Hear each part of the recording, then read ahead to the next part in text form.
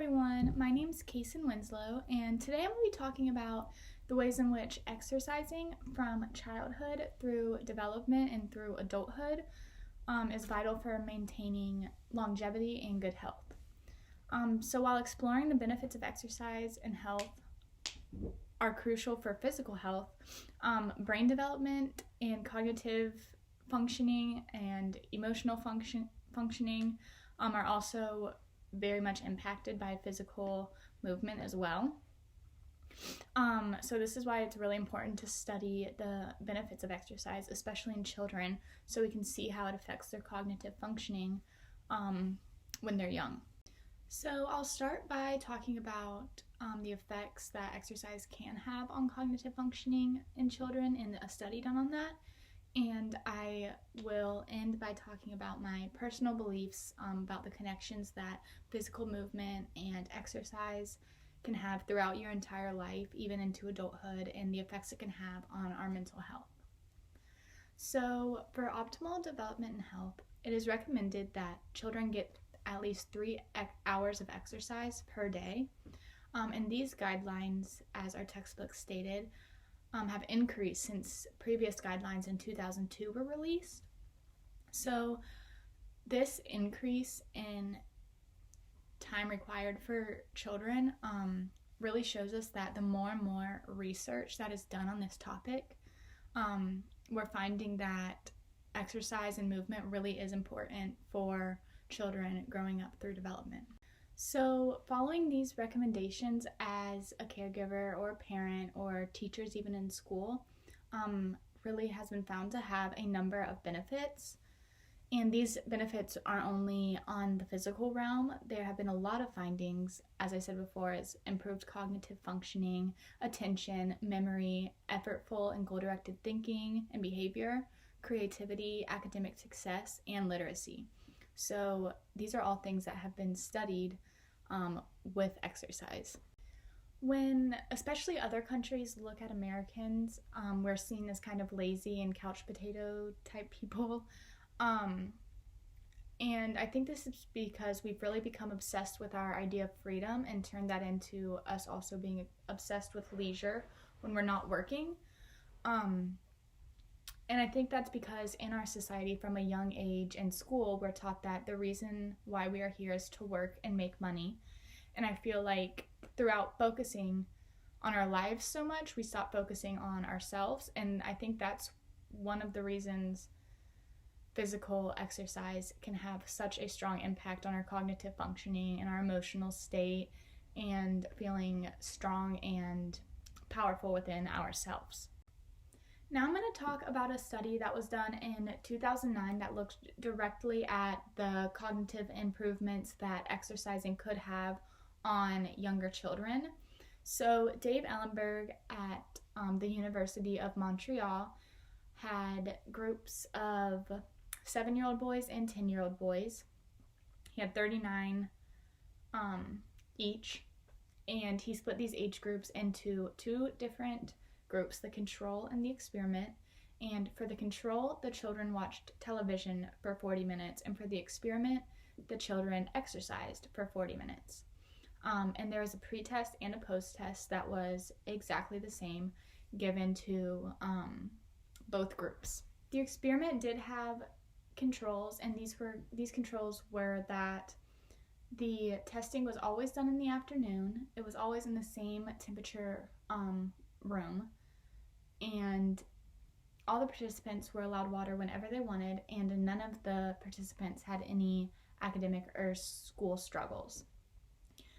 So the kids in the experimental group were the exercising group, and they had a 5-minute warm-up, bike for 30 minutes, and then had a 5-minute cool down. And then the children in the control group just watched television sitting down for the entire 40 minutes. So after the procedures for both groups of the children, they were given the same post-test that consisted of reaction time type tasks. And for the experimental group, the experimenters checked the heart rate of each participant every 2 minutes, and this would help them later on go back to see if there was a certain heart rate level that one needs to reach in order to reap the cognitive benefits of exercising. For the results, you can see by looking at this graph that the 7-year-olds in the control condition and the 10-year-olds in the control condition did not see as much of an improvement in their reaction time tests as the children in the exercise group did. They did see somewhat of an improvement, but this could just be because they are taking the test for a second time and there is expected to be a tiny bit of an improvement just because of that fact.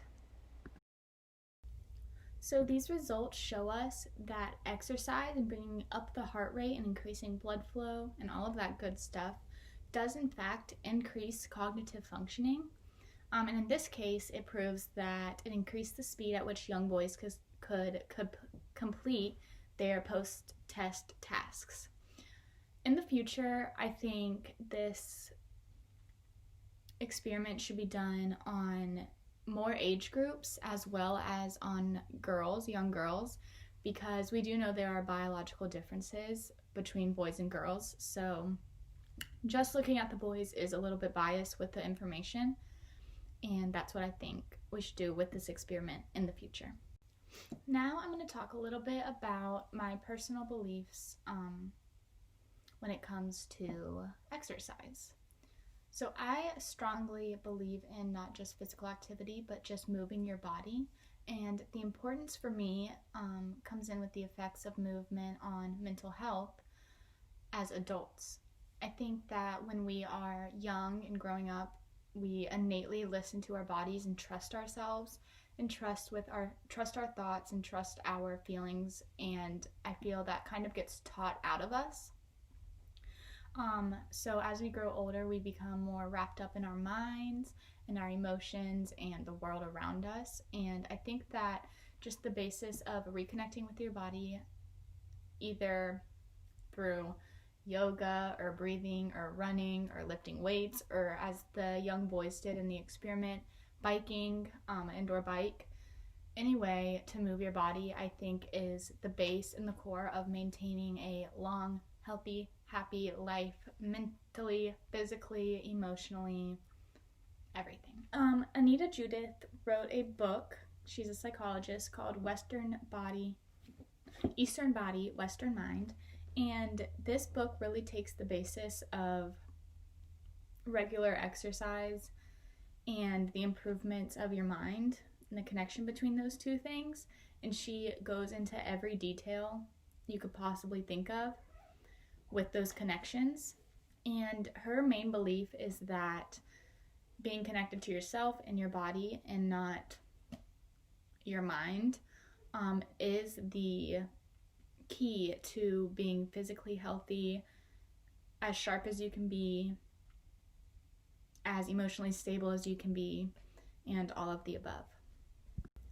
Moving forward, I think the number one most important thing we need to do for our world and our children is to let them know that the stability in our bodies and the confidence we feel in our bodies is just as important as the stability and confidence we strive to feel in our minds.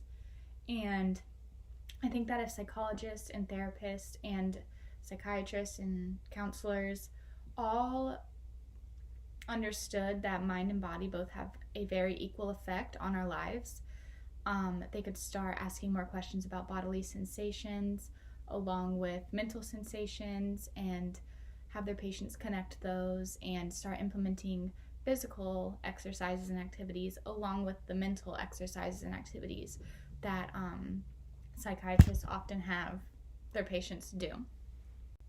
To conclude, it is clear that getting proper exercise does have an effect on your mental and cognitive abilities.